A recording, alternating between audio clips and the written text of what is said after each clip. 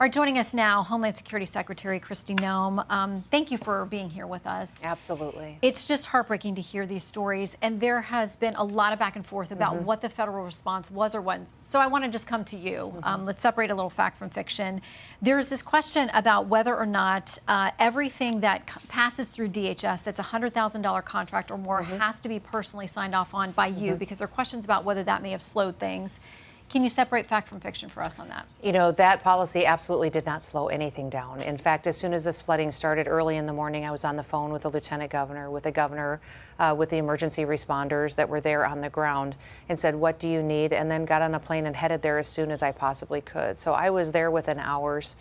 The Coast Guard had been immediately deployed as soon as we finished our phone calls.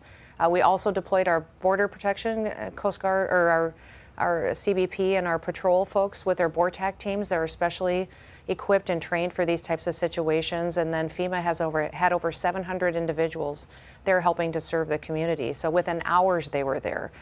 You know, this memo and this criticism, I think, is all politics, because I was there. I was there, and every time somebody asked for something, we said, absolutely, it'll be here as soon as possible, and it'll be done. And that is what I think is so shameful, is that if you talk to the people on the ground, I've spent hours and hours there now, been there several days. Everybody there is so grateful. They recognize the response was immediate. It's unprecedented how the federal government came in and supported the state in this, and many lives were saved. Unfortunately, the tragedy of this is that so many were lost, and this community has got a long ways to heal, and we need to find these family members and bring them home. Yes, and that continues around the clock. So this issue, though, of the $100,000, is it accurate to say that that is a policy position now moving forward? Because a Federal News Network went through and they said, based on the last 3 fiscal years' data, your office would have to approve more than 5,100 contract actions worth that amount in the federal fourth quarter alone. So is it feasible? Because I know there's a check on wanting to get rid of waste, fraud, and abuse, but is it feasible for you to even do that personally? Yeah, well, this is a policy that's wide throughout the Department of Homeland Security for accountability purposes, and every contract has been signed and evaluated immediately and signed off by me. I want that accountability in place because it's the taxpayer dollars, and we need to know that when those dollars are going out to help communities, it's actually getting there. You know, you all know FEMA's track record over the last several decades. There was so much waste, fraud, and abuse, and not help, especially for individuals like that went through North Carolina and Florida when they were hit with hurricanes, claims that haven't been paid for 20 years. What is different about Texas is that FEMA operated how President Trump wanted it to operate.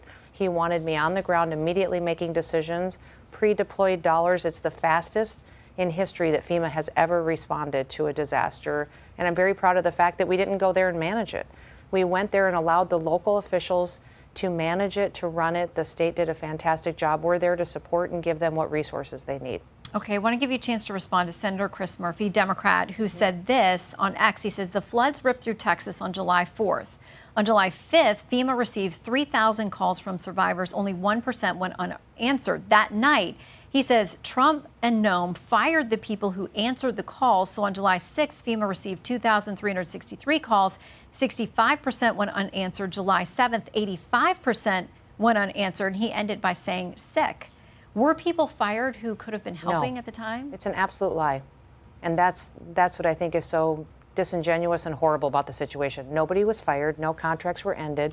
Everybody was there answering calls and doing all they could to help the people of Texas. So the fact that Democrats are politicizing this while people are still looking for their babies, they're still looking for their family members, I think is absolutely despicable.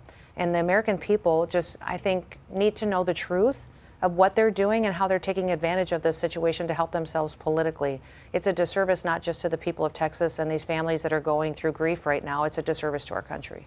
So let's talk through ICE, because that's obviously the other big story that's under your purview as well. So a federal judge issued a temporary restraining order against a lot of the ICE operations that have been carried out in Southern California just a couple of days ago. But in his order, he said this: defendants can't rely solely on the factors below, alone, or in combination to form reasonable suspicion justification for a detentive stop except as permitted by law. He says apparent race or ethnicity, speaking Spanish or speaking English with an accent, presence at a particular location like a bus stop, a car wash, a tow yard, a day laborer pickup site, agricultural site, etc., or the type of work that one does. Now, the way that the LA mayor, Karen Bass, who celebrated this ruling, described it, she says this administration has been masked men grabbing people off the street, chasing working people through parking lots and marching through children's summer camps. So what do you do with this ruling? Does it go to the Ninth Circuit? Do you do an emergency appeal to SCOTUS? Well, this federal judge's ruling is ridiculous. We never ran our operations that way. We always built our operations, our investigations on casework, on knowing individuals that we needed to target because they were criminals, because they had conducted violent crimes against individuals in their communities or had overstayed their orders, had violated federal laws, and that is always how this is done. It's been done exactly how law enforcement has operated for many years in this country, and ICE is out there making sure we get the worst of the worst off the streets. So this judge made a decision that we will appeal, and we will win because he's wrong. We've never targeted individuals based on those qualifications that he laid out. And again, we've seen this across the country over and over and over again, where judges are getting political. It's not their job. I hope they can bring some dignity back to the bench because we certainly are lacking it now for many of these federal judges. So to the point that you're going after the worst of the worst, you've got critics out there who are saying you are getting gardeners, you're getting hotel workers, you're going after people that have decades of roots within a particular community. And that I think it was Congressman Garcia who said 60% of the people who are being rounded up have no conviction or run in with the law at all. That's false. Absolutely false. In fact, 70% of the people that we have encountered, or the 300,000 people that we have gone out and detained, have convictions. They have charges against them, and many of them are violent or child pedophiles or sex traffickers or drug traffickers or assault, murder, rape. These are the individuals. Over 70% of them have been convicted or they have charges pending against them because of the investigative work that has been done by our law enforcement officers. So it's simply not true. And what I would encourage everybody is that if they're concerned about being in this country illegally, go home. Go home. I have traveled to 10 different countries and worked with their governments from these countries where they come from and said, when they come home, would you start programs for them to be welcomed back to their own country? We will buy their plane ticket. We will help them financially when they land. But many of these countries, Guatemala, Honduras, Panama, many of them are setting up programs so that when their people come home, they can get a loan for a house. They can get trained for a skill set to get a job. Their children can get scholarships. So now they have a very different situation in their home countries. And if they are concerned about being in the United States illegally, go home, self-deport, and then you get the opportunity to come back and do it the right way. I want to ask you quickly about something that broke in the Washington Post overnight. They said that there is now a memo from the acting ICE director that piggybacks off of something that you had in a memo as well, that people can be deported to third-party countries without assurance that there is not going to be abuse or trouble for them when they get there. Some of these cases in as little as 6 hours notice. Do you think that's going to withstand legal scrutiny as far as providing some type of due process for people to challenge that? Well, this is the same operation that we've had in the past, is that people can go to third countries. Many times, if other countries aren't receiving their own citizens, other countries have agreed that they would take them in and they would provide hospitality and they would provide housing for them and take care of them until their home country would receive them.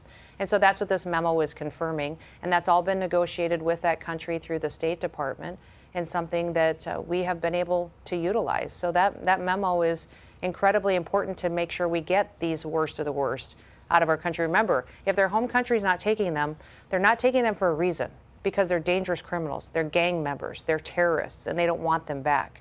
And so that is why we're so set on getting them separated from the American people so our streets can be safer, and to make sure that they are brought to consequences and to bear until their country will receive them. All right, Madam Secretary, thank you for your time. Absolutely. Thank you, Shannon. Hi, everyone. I'm Brian Kilmeade. I want you to do me a favor. I want you to click to subscribe to the Fox News YouTube page. This is the only way that I know for sure that you're not going to miss any great commentary, any great news bites, any great interviews coming your way on Fox. You can get it all here on YouTube. So subscribe right now.